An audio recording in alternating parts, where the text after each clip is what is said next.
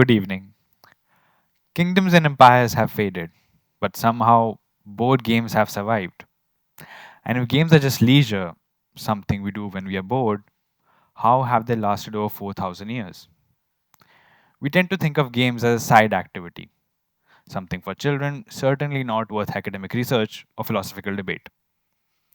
In today's time, we are becoming more aware of the different effects and influences of games, whether it be that they help with things like cognitive development or how they are designed to be addictive in some ways. But what if their presence tells us something deeper, something about resilience, not just of the physical board game, but of the actual system? What system? We'll get to that. But first, board games are ancient.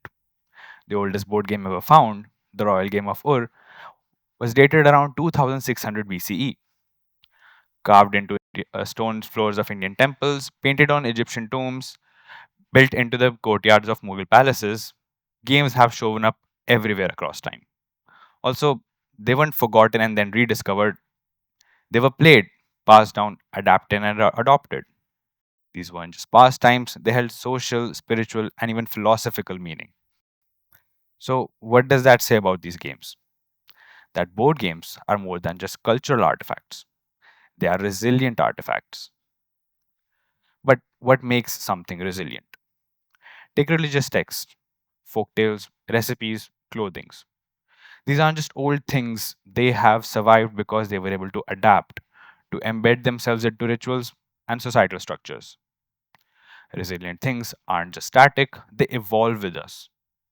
Board games belong to this category. But what if we take it even further? How about if we start seeing games not just as resilient artifacts, but as resilient systems? Let me explain. Any system, formal or informal, have a few things in common. It has elements and sub elements. It has rules and a logic of its own. It has hierarchies and dynamics by which the components interact. And games tick all of these boxes. I mean, sure, games operate on a smaller scale than an institute and they are of a more transient nature, but they are still systems. A game might only last 30 minutes, but inside that time, it creates a miniature world, one with its own laws, behaviors, and consequences. That's a system. But here's the interesting part of when we start looking at games as systems. Unlike other systems of governance, religion, and economics that require some sort of enforcement and institutionalization to stay afloat, board games don't. People keep board games alive simply because they're fun. They're completely voluntary, even unproductive by most societal standards. And yet they endure. The same board game might go from temple floors in ancient India to then living rooms in New York to then apps on your phone. That's not just survival, that's resilience. And that resilience can even survive a force like colonization. Take Gyan Chopar, for example, an ancient Indian game which you might know as Snakes and Ladders.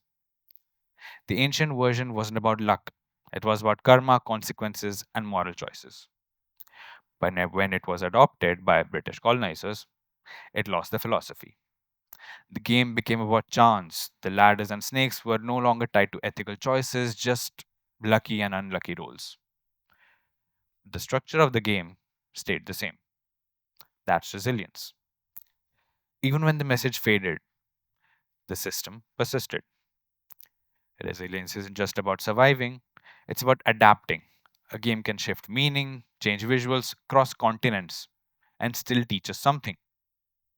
Like a game of bluff can be the place where you first notice and learn human cues and tells. Chess, Chaturanga, could be your first understanding of future strategizing.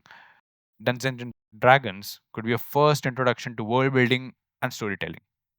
Even modern education has started to rediscover the power of play. But when we apply these learnings from games to society today, we often reduce them to points, rewards, and competitiveness. That is gamification, and that is not what I'm talking about over here. Gamification is when reward systems are applied on mundane tasks, making them more engaging and fun. What if we take the systems logic from games and apply it to other fields and bodies of knowledge? Johann Huizinga, the famous Dutch historian, argues in his book Homo Ludens that the act of play is not just a pastime, but a fundamental force in the development of civilization. Long before we had states and economies, we had play. So, what if we took this fundamental force and used it to restructure education, business, and even governance? What if fields and industries borrow not just the aesthetics and elements of games, but their actual systems? There are two broad ways this could happen. First, on an individual level, games can be used to communicate ideas or help people learn. These are usually self contained experiences focused on exploration. Think of a game that simplifies a historical event or a complex concept, making it easier to grasp through play. Second, at a systemic level, games can be used to structure entire systems. Imagine a curriculum designed for a student as a navigable journey, or a recovery plan that adapts based on real time feedback by the doctor. Even town planning could become a community driven simulation involving decision making and resource management. When we see games as systems and not just as playful quirks, they can completely reshape how we think of participation, design, and our systems. Games have survived because they are resilient, they adapt, they invite participation. And a world full of rigid systems, some that often feel incomprehensible and inaccessible, game is something we choose, a system we enter freely, one that teaches us along the way and can be a social lubricant. And maybe that is the lesson we take forward, that perhaps some of history's most resilient systems, the ones that spread and last, aren't the ones that are enforced upon us, but are the ones that invite us to play. Thank you.